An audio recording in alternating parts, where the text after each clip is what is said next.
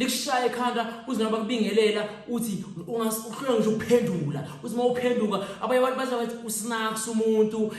akakhulumisana makangena kanti abazi ubunzima nomhlungu obhekane nabo abanye bazothi hayibo unonhlala ugulu kanti khona njalele ngapheli kanti abazi ubunzima obhekane nabo abanye abantu ngesinye isikhathi uma ngabe uthi ngokubona bayashesha ukujajana abawazi ubunzima umuntu osokabhekane nabo ngeke asisukele kodwa lapho nasi ixazululo njengoba ngihlala ngisho manje inkinga nesixazululo namhlanje ngikhuluma ngekhanda elikuphathayo kodwa lekhanda leli ke manje kumele uwazi ukuthi amakhanda ayahluka ke khona ikhanda lobuthakathi khona ikhanda ele stress ngeke sikufihlele wena sekubalekele ubaba kaSiphiwe ngafaka imali kaSiphiwe yokudla nempahla isiphihlo sokuthi akabhadwalwa bosoka akabhadali bizibizi nje leso sesekhaya kube khona ikhanda elobuthakathi ngisikubalile sathi ikhanda le stress sathi ikhanda lokuthi awudlanga ngenzeka abantu bakithi akusona sonke isikhathi sokuthi abantu bayakuthakatha sina ngabantu ebentsundu sine attendance ukuthi masigula siblame umakhelwane gogo senizoyangithakatha kanti cha ukhubuzi nawe mawungadli ikhanda lizokuphatha ikhanda lokushoda ngamanzi emzimbeni likhona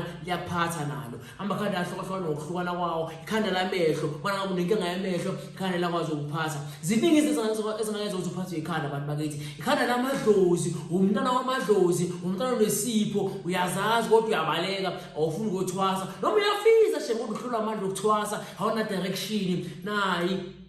impande zokulekelela ekhandeni likuphethe kodwa le ikulekelela uma ngabe ikhanda le stress nekhanda elokuthi ke manje uyagahlwa ngemithi emibi yazi sengithini ikhanda le stress ikhanda ukuthi uyagahlwa ngemithi emibi hayi la amanye amakhanda sinemithi ehlohlweni yamakhanda sinawo umuthi umuntu okhusha ikhanda lamadlozi sinamuthi umuntu okhusha ikhanda le stress sinamuthi umuntu okhusha ikhanda lokuthi uyenza ubangwa idalwa sinawo umuthi ukuthi umuntu okhusha ikhanda lobuthakathi ngokuhlohlokana kwawo kodwa le amakhanda amabili owamanzi nokudla awukho umunye umuthi ngaphandle ukuthi wena uhlale phansi udle noma uhlale phansi uphuza amanzi abantu bakisa amanzi abalekile emzimbeni womuntu ngeke sikubalekele lokho amakhanda ayahluka so ngathi sike manje nako ke uyagadla ke wena nako ke une stress ke wena yenzani yenza sama nerves ke calm down akwazi ukuthi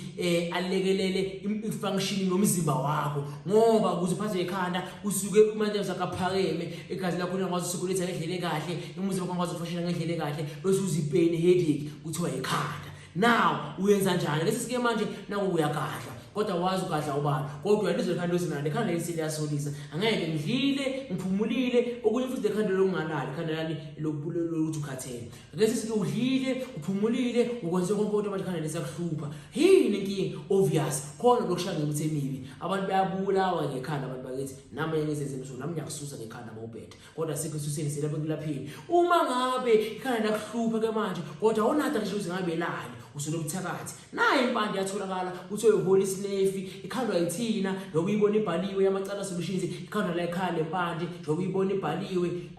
asifihli lutho namehlike nathi sikhali sifakela ukuthi sikhanda ngani lempande le uwenza kanjani uyesheka so bese uyayidonsa istroke uyayidonsa kakhulu abakhala uyayidonsa kakhulu abakhala lempande yabo usinjalo ngaphakathi yakilekelela ikhanda liphela nya same time with the middle effect yamacala seyidilika izeke ngasixazululo ukuthi libe inkinga ulikhona isixazululo istroke